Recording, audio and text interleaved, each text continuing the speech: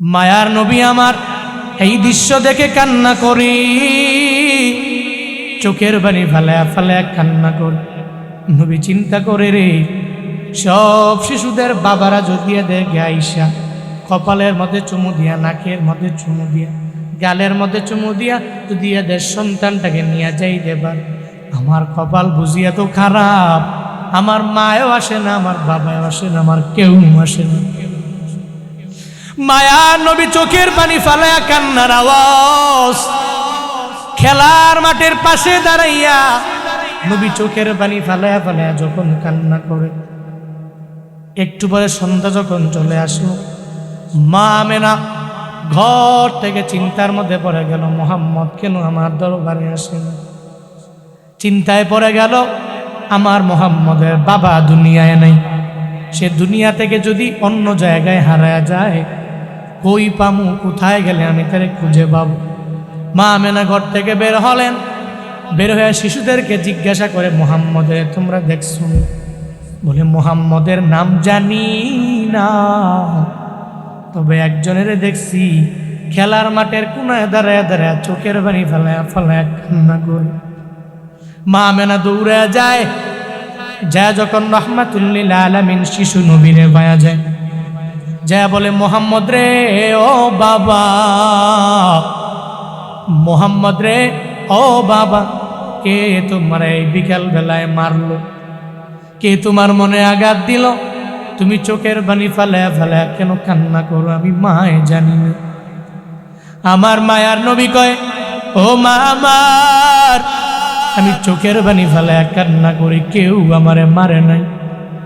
সব শিশুদের বাবারা বিকেল বেলায় এদের দরবারে আসলো, কপালের মধ্যে, নাকের মধ্যে, গালের মধ্যে চুমু দিয়ে এদের বাসায় নিয়ে গেল। আমার কপাল বুঝি এত খারাপ, আমার বাবা যদি আজকে না আসে, আমি জীবনেও তোমার ঘরের মধ্যে যাব না। আমার বাবারে আমার দরবারে আসতে দাও। আমার বাবা আমার কপালের মধ্যে চুমু দিয়ে দিবে, আমার নাকের মধ্যে চুমু দিবে, আমার গালের মধ্যে চুমু দিয়ে এরপরে আমার বাড়িতে নিয়ে যাবে। যদি বাবায় না আসে, আজকে বাড়ির মধ্যে আমি যাব না। মা আমেনা কয়, মোহাম্মদ, তোমার বাবায় তো দুনিয়া থেকে বিদায় নিয়ে চলে গেছে, গর্বের মধ্যে তুমি যখন আমার, তোমার বাবায় ব্যবসা করার জন্য গেল, ওই জায়গা থেকে আমার ঘরের মধ্যে আর ফিরে আসেনি। দুনিয়াতে আসার পরে তুমি বাবার আদর পাও নাই, তুমি বাবার আদর না পাইয়া আজকে বাবারে বড় মিস করো, এই কারণে তুমি বাবার জন্য চোখের পানি ফালায়া কান্না করো। তুমি যতই বলো তোমার বাবারে আমি আইনা দিতে পারবো না, কারণ একবার যখন বাবা দুনিয়া থেকে বিদায় নিয়ে চলে গেল, বাবাকে কবরস্থ করা হয়েছে, এখন যদি চাও কবরের মধ্যে নিয়ে যাইতে পারি, আর তোমার বাবারে আমি দেখাতে পারবো না। আমার মায়ার নবী কয়, ও মা আমার, আমার বাবার কবরের পাশে আমারে নিয়ে যাও, আমি আবার বাবার কবর জিয়ারতের জন্য যাব। মা আমেনা আমার শিশু নবীরে লইয়া যখন রওয়ানা, এবার দাদা আব্দুল মুত্তালিবের দরবারে যখন যায়, আর যা বলে, শ্বশুর গো, আমি আপনার নাতিকে সঙ্গে করে লইয়া আপনার ছেলে আব্দুল্লাহর কবর জিয়ারতের জন্য যাইবার চাই। বলে, দুইজনে পারবা না? খাদেমা উম্মে আয়মানকে সঙ্গে করে নিয়ে যাও, তোমরা তিনজনে ঘোড়ায় উঠে যাও, ঘোড়ায় সওয়ার হয়ে এর পরে আব্দুল্লাহর দরবারে যাও, ওই আব্দুল্লাহর কবর জিয়ারত করার জন্য তোমরা যাও, অনুমতি দিয়ে দিল। মায়ার নবী আর উম্মে আয়মান আর আমার নবীর মা তিনজনে ঘোড়ার মধ্যে সওয়ার হয়ে যখন রওয়ানা, সঙ্গে সঙ্গে আমার মায়ার নবী বারবার মায়ের কয়, ও মা আমার, আমার বাবার কবরে কি কেন এখনো আমি আসিনি? বারবার দৌড়ায় ঘোড়া, এরপরেও কেন পথটাকে ফুরায় না, এরপরেও কেন বাবার খবর আমি পাই না। হঠাৎ করে যখন আব্দুল্লাহর কবরের সামনে যখন রওনা হয়ে গেল, পৌঁছে গেল, এবার সঙ্গে সঙ্গে মা আমেনা জানায়া দেয়, মোহাম্মদ রে, ও বাবা, দেখ দেখ ওই জায়গায় তোমার বাবার কবর, ওই বাবার কবরে যাও। মায়ার নবী ঘোড়া থেকে লাফ দিয়া পড়ে গেল, বাবার কবরের পাশে যাইয়া চোখের পানি ফালায়া ফালায়া নবী কান্না করে আর বাবারে ডাকে, ও বাবা আমার, তুমি কেমন নিষ্ঠুর হয়ে গেলা, আমি মুহাম্মদের একটু মায়া করবার মন চায় না, আমি মুহাম্মদের গালে চুমু দিতে মন চায় না, আমি মুহাম্মদের কপালে একটু চুমু খাইবা না। ও বাবা আমার, তুমি এত পরিমাণে নিষ্ঠুর হয়ে গেলা কেমনি? আমি মুহাম্মদের জন্য কি বিন্দু মাত্র পরিমাণ মায়া নেই?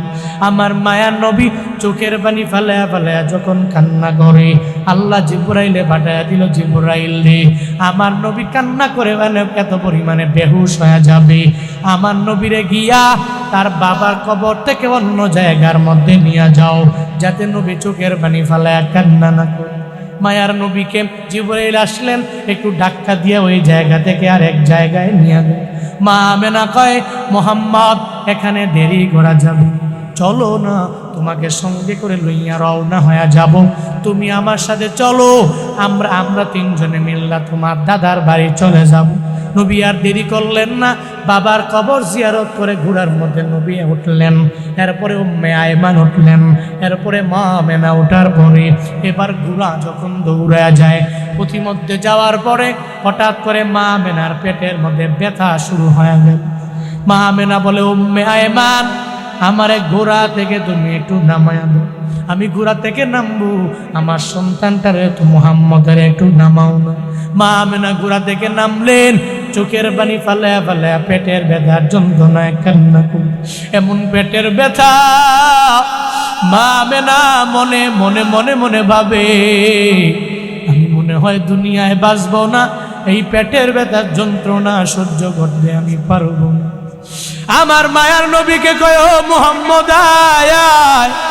আমার মায়ার নবীরে বুকে নিলেন, মা আমেনা বুকের মধ্যে নিয়ে বলে, রে মুহাম্মদ আমার দুনিয়াতে আসার পরে বাবারে পাও নাই, আজকে আমি মাও বড় অসুস্থ হয়ে পড়েছি, আমি মাও মনে হয় দুনিয়া থেকে তোমারে বিদায় নিয়ে চলে যাওয়া লাগবে। আমি মা দুনিয়া থেকে যদি বিদায় নিয়ে চলে যাই, আমি মায়ের জন্য তুমি আমার আল্লাহর দরবারে অসন্তুষ্ট হয়ে বিচার দিও না। আমি মায়ে তোমার পরিপূর্ণ হক আদায় করতে পারি নাই রে মুহাম্মদ, আমি মায়ের জন্য কান্না করবা না, আমি বাবার জন্য, আমার তোমার বাবার জন্য কান্না করবা না। দাদার দরবারে যাবা, দাদার সাথে ভালো আচরণ করে চলবো।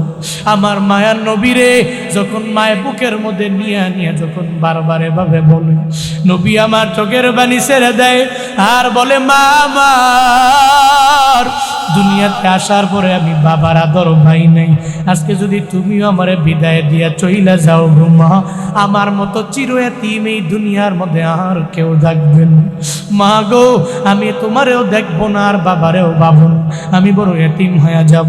বন্দারে এই সমস্ত এতিম যারা, এরা মা বাবারে হারাই এত পরিমাণে এতিম হয়ে যায়, সাবধান, জীবনে কোনো দিন এতিমের ধমক দেওয়া যাবে না। এরা যদি মা বাবা হারায় ফেলে, ওই মা বাবা হারানো এতিমটারে ধমক দিবা না, বরং এদের কপালের মধ্যে যে একটা চুমু খাইয়া এদের সুন্দর করে মাথার মধ্যে হাতটারে ভুনাইয়া দাও, তাকে বলো, এতিম রে তুমি রবের দরবারে একটু আমি গুনাহগারের জন্য দোয়া করব, তুমি দোয়া করলে আমার মাওলা পরিপূর্ণ কবুল কইরা নিবি, এতিমের দোয়া আমার মাওলা খালি ফিরায় না।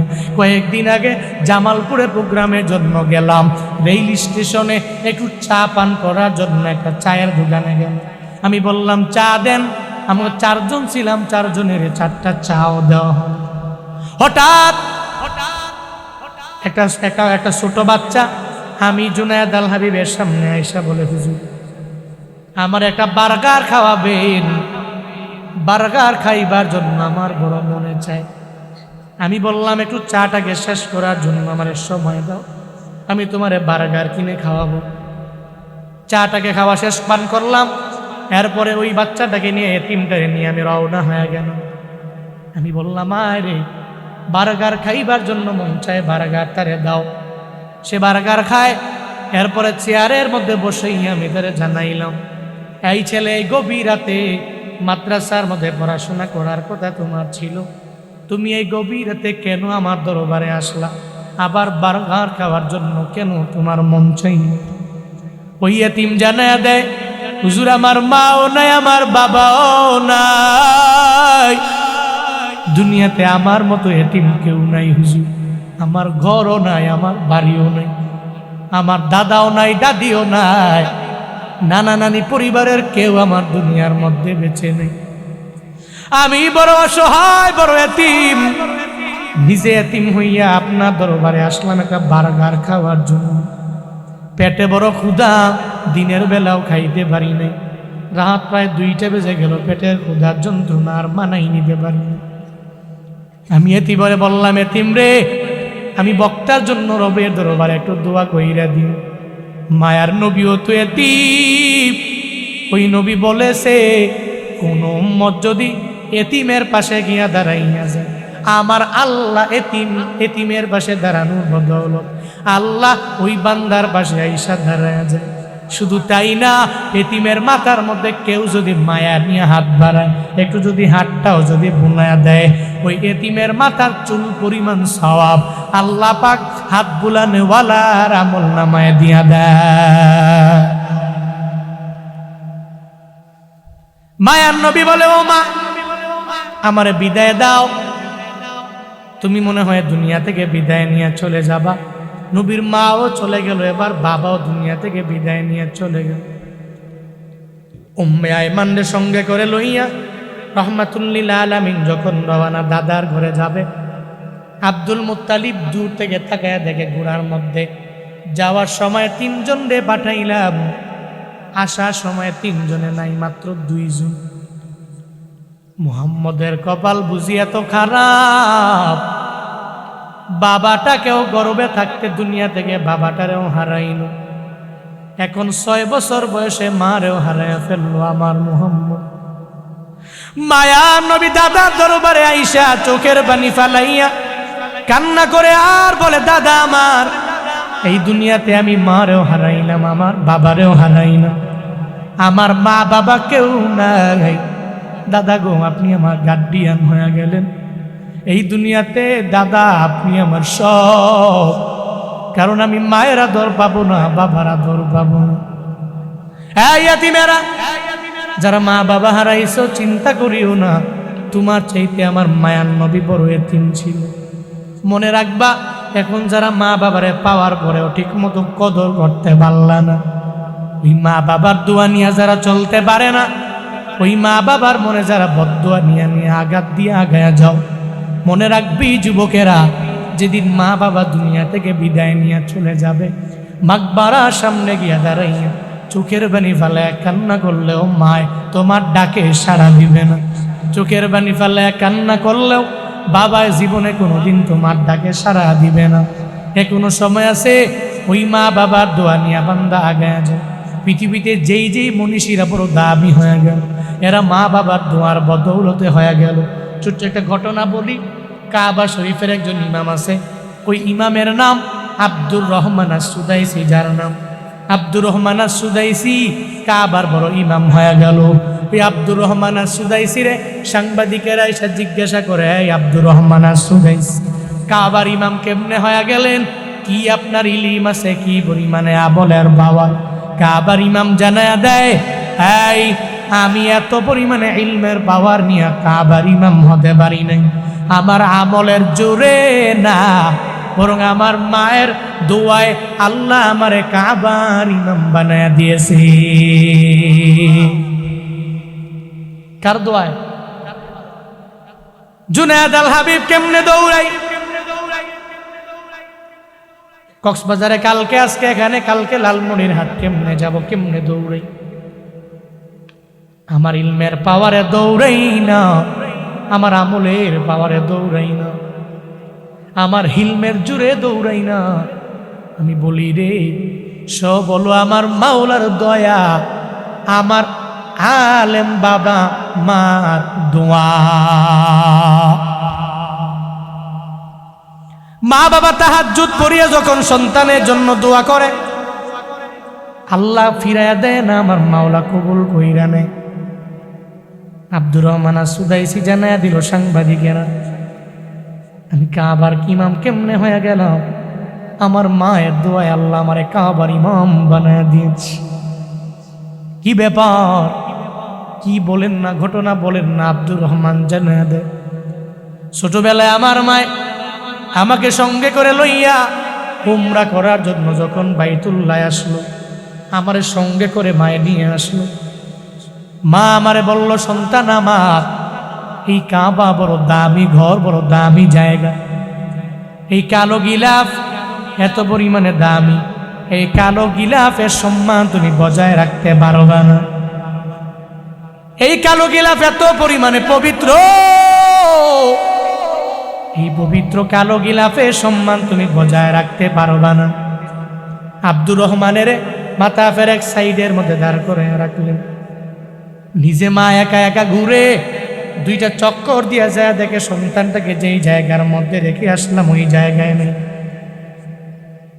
মা বড় পেরেশানিতে পড়ে গেলেন, এই সন্তানটাকে এই জায়গায় রেখে আসলাম কেন এই জায়গার মধ্যে নাই? আল্লাহ যারে বাইতুল্লাহর মেহমান বানাইছেন, আপনারা জানেন ওই বাইতুল্লাহতে মানুষ এত পরিমাণে বেশি রে বাবা, এক দরওয়াজা দিয়া ঢুকলে ওই দরওয়াজা দিয়া বের হওয়া যায় না। যেই দরওয়াজা দিয়া ঢুকলেন অনেকে বুঝেও না। অনেক মুরব্বী আছে ওই বাইতুল্লাহ উমরা করার জন্য, তাওয়াফ করার জন্য গিয়া হারায়া যায়। এত পরিমাণে মানুষ।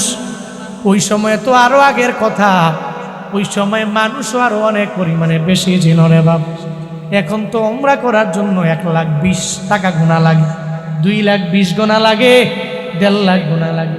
হজের জন্য সিন্ডিকেটের বাবা বাংলাদেশের মধ্যে অভাব নাই। গরিব তো হজে যেতে পারবে না, গরিব উমরার জন্য যেতে পারবে না।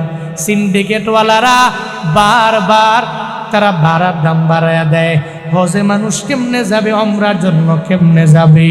আমার দেশটারে খাইলো, আমার দেশের রিজার্ভটারেও এরা ফুরাইয়া ফেললো। এদের মধ্যে সিন্ডিকেটের বিন্দু মাত্র পরিমাণ কোনো কমতি নাই। ও বান্দারা, একটু উমরা করার জন্য মানুষ বাইতুল্লাহে যাবে, একটু হজ করার জন্য মানুষ বাইতুল্লাহে যাবে। এটা যাওয়ার জন্য এত পরিমাণ টাকা গুনা লাগে।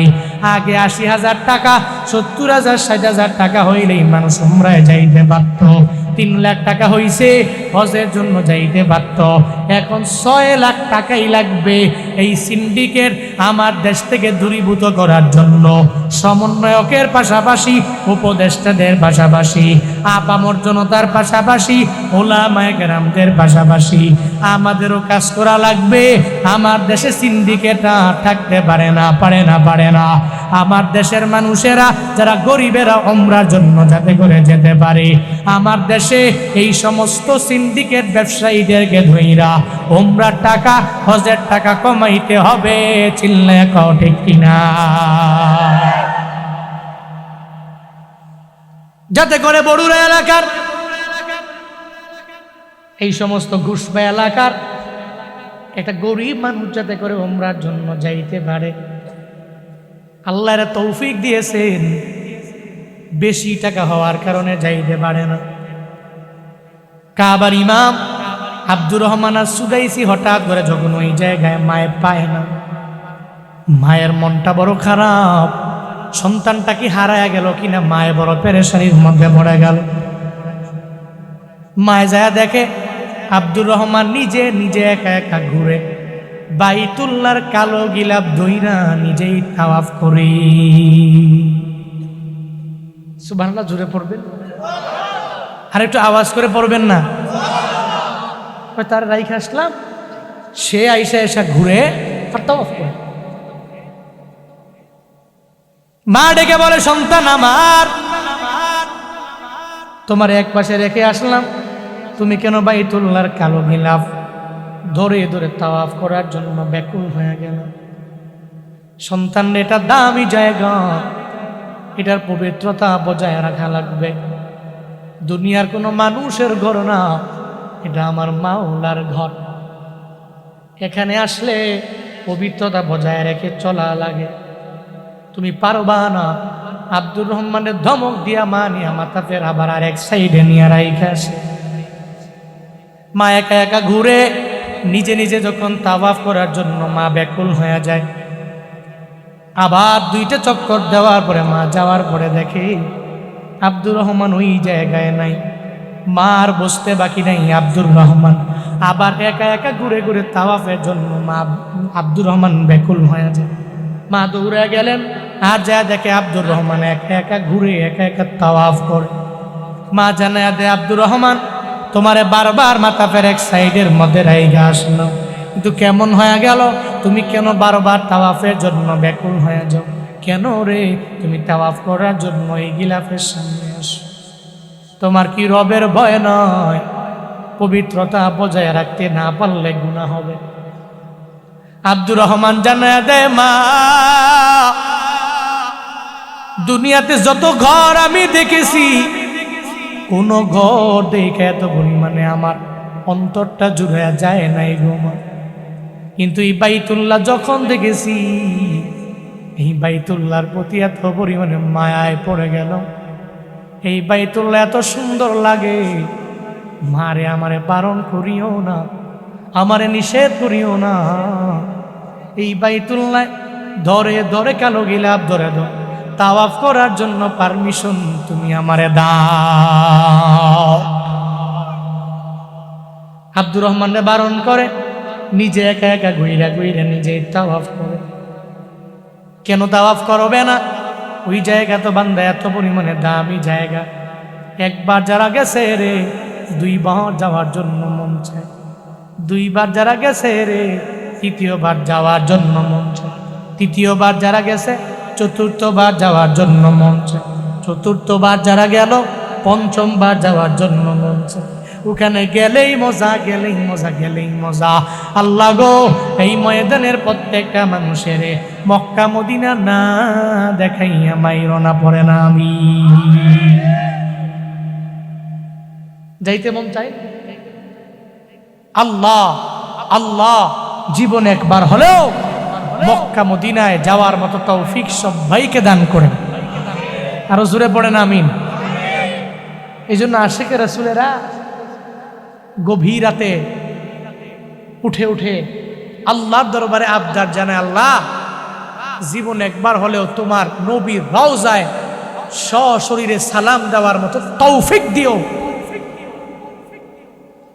আমার মন কান্দে যাইতে মদিনায়, আমার মন কান্দে যাইতে মদিনায়, আমার মন কান্দে। একটু জবান খুলে বলা যাবে না? আমার মন কান্দে যাইতে মদিনায়, আমার মন। গরিব আমি বাংলায় বাড়ি, গরিব আমি বাংলায় বাড়ি, কেমনে যাব মদিনায়? আমার মন কান্দে যাইতে মদিনায়, আমার মন, আমার মন কান্দে যাইতে মদিনায়, আমার মন যাইতে মন চায়নি। আল্লাহ জীবন একবার হলেও তুমি নিয়ে যাও। যারা গিয়েছে আল্লাহ মাররাতান নয় মিররন, বার বার বার যাওয়ার তৌফিক তুমি দান করো। সকলেই পড়ি আমি। আব্দুর রহমান সুদাইসি মায়ের জানায় দেয়, মা বাইতুল্লাহ দেখলেই বড় মায়া লাগে। মা জানায় দেয়, এত বুঝি বাইতুল্লাহর প্রতি এত পরিমাণে মায়া, সন্তান দাঁড়াও, মায়ের দোয়ার নাকি আমার মাওলা ফিরাইয়া দেয় না। মায়ে যখন দোয়া করে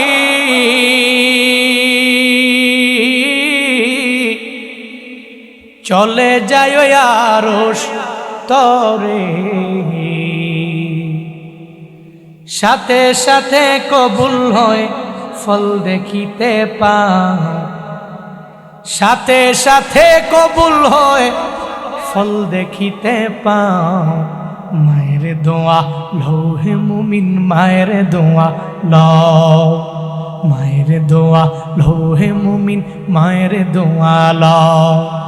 বিপদে পড়বে না তুমি যখন যেথায় যাও, বিপদে পড়বে না তুমি যখন যেথায় যাও, মায়ের দোয়া লৌহে মুমিন, মায়ের দোয়া লও, মায়ের দোয়া লৌহে মুমিন, মায়ের দোয়া লও। আমার নবী করেন ঘোষণা,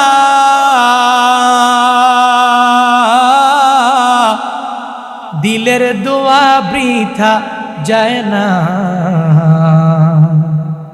সন্তানের করবে দোয়া, মাকে বলে দাও, সন্তানের করবে দোয়া, মাকে বলে দাও। মায়ের দোয়া লৌহে মুমিন, মায়ের দোয়া লও, মায়ের দোয়া লৌহে মুমিন, মায়ের দোয়া লও। বিপদে পড়বে না তুমি যখন যেথায় যাও, বিপদে পড়বে না তুমি যখন যেথায় যাও। মায়ের দোয়া লৌহে মুমিন, মায়ের দোয়া লৌহে মুমিন, মায়ের দোয়া লও, মায়ের দোয়া লৌহে মুমিন, মায়ের দোয়া লও। খারাপ লাগতেছে? এই কষ্ট পাচ্ছেন নাকি আপনারা? আব্দুর রহমান আসুদাইসি মায়ের জানায় দেয়, মারে আমার বড় ভালো লাগে, এই বাইতুল্লাহ বড় দামি জায়গা, বড় মায়া লাগে। মা বলে সন্তানের জন্য মায়ে যখন চোখের পানি ফালাইয়া রবের দরবারে আবদার জানায়, আল্লাহ কবুল করে নেন। সঙ্গে সঙ্গে আব্দুর রহমান সুদাইসির মাথার উপরে মা একটা হাত দেয়, আর একটা হাত আব্দুর রহমান সুদাইসির মা বাইতুল্লাহর কালো গিলাফে দেয়। আল্লাহু আকবার, জোরে পড়বেন না। একটা হাত মায়ে দেয় সন্তানের মাথার উপরে, আর একটা হাত মায়ে দেয় কালো গিলাফ। কি পরিমাণে দামি দোয়া!